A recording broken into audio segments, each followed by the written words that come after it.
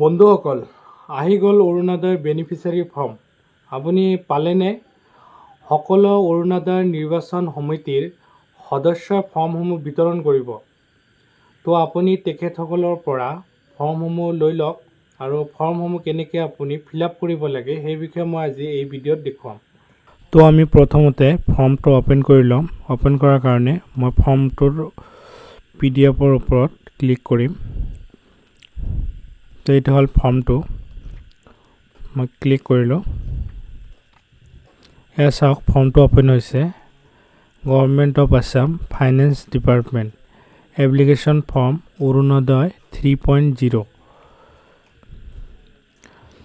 ইয়াতে আপুনি are you existing beneficiary under Orunodoi scheme, ইয়াতে যদি আপুনি আগৰ পৰাই যদি অৰুণোদয় স্কিমৰ লাভটো উপভোগ কৰি আছে বা আগৰ পৰাই আপোনাৰ অৰুণোদয় স্কিমত আপুনি বেনিফিচিয়াৰী হয়, তো ইয়াতে য়েছ দিব।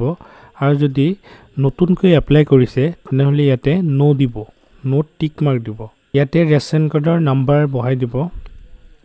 ডিষ্ট্ৰিক্ট আপুনি ইয়াতে লিখি দিব, আপোনাৰ যিটো ডিষ্ট্ৰিক্ট হয়। কামৰূপ হয়, মোৰ যিহেতু কামৰূপ হয় তো মই ইয়াতে কামৰূপ বহাই দিছোঁ।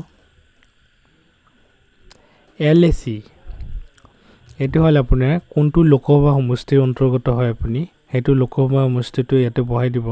যিহেতু মই চমৰীয়া সমষ্টিৰ হয়, গতিকে মই ইয়াতে চমৰীয়া সমষ্টিটো বহাই দিছোঁ। এপ্লিকেণ্ট ডিটেইলছ, ইয়াতে এপ্লিকেণ্টৰ ডিটেইলছ ফিল কৰিব লাগিব। তাৰ কাৰণে আপুনি এপ্লিকেণ্ট ফাৰ্ষ্ট নেমত আপোনাৰ যিটো গুড নেম আছে তাৰ ফাৰ্ষ্ট নেম যিটো হয় সেইটো বহাই দিব ইয়াতে। লাষ্ট নেম টাইটেল যিটো হয় সেইটো আপুনি ইয়াতে বহাব।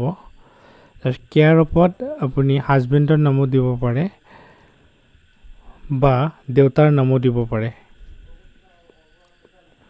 জেণ্ডাৰটো আপুনি চিলেক্ট কৰি ল'ব। ডেট অফ বাৰ্থটো আপুনি চিলেক্ট কৰিব। ইয়াতে ব্লক কি হয় আপোনাৰ, ব্লকটো চিলেক্ট কৰি ল'ব। GP, ইয়াতে GP কি হয়, GPটো চিলেক্ট কৰিব। ভিলেজ নেমটো ইয়াতে চিলেক্ট কৰিব। লোকেলিটিটো চিলেক্ট কৰিব। ইয়াতে মোবাইল নাম্বাৰ, ফোন নাম্বাৰটো আপুনি ইয়াতে বহাই দিব। পিন নাম্বাৰটো ইয়াতে বহাই দিব, আপোনাৰ পিন নাম্বাৰ কি হয়। হাউচ নাম্বাৰ বহাব দিছে, এইটো মেণ্ডেটৰী নহয়, কিন্তু আপুনি বহাই দিব যদি আপোনাৰ হাউচ নাম্বাৰটো মনত আছে। পুলিচ ষ্টেচন কি হয়, আপুনি পুলিচ ষ্টেচনৰ নামটো ইয়াতে বহাই দিব। তাৰপিছত আহিছোঁ নেক্সট পেজলৈ। ইয়াতে চাওক, বহুতকেইটা কেটেগৰী আছে, তো আপুনি যিটো কেটেগৰী হয় সেইটো কেটেগৰীটো ইয়াতে চিলেক্ট কৰি ৰাইট চিন দি দিব। ইয়াতে বেংক একাউণ্ট ডিটেইলছ লিখিব দিছে। ইয়াতে বেংক একাউণ্টৰ নাম্বাৰ আপুনি বহাই দিব। বেংক নেমটো কি হয়, বেংক নেমটো আপুনি বহাই দিব। বেংক ব্ৰাঞ্চটো আপোনাৰ কি হয়, ক'ড সেইটো বহাই দিব। IFSC কোডটো বহাব। Bank passbook front page attached, তো আপুনি যদি বেংক পাছবুকৰ প্ৰথম পেজটো জেৰক্স কৰি এটাচ কৰি দিয়ে তেনেহ'লে ইয়াতে য়েছত টিক মাৰ্ক দিব। তো আপুনি এটাচে কৰি দিব, কাৰণ এটাচ কৰাটো এইটো জৰুৰী হয়, গতিকে আপুনি ইয়াতে য়েছতে টিক মাৰ্ক দিব। নেক্সট আপোনাৰ কনচেণ্ট ফৰ আধাৰ, ইয়াতে আপুনি আপোনাৰ আধাৰ নাম্বাৰটো বহাই দিব।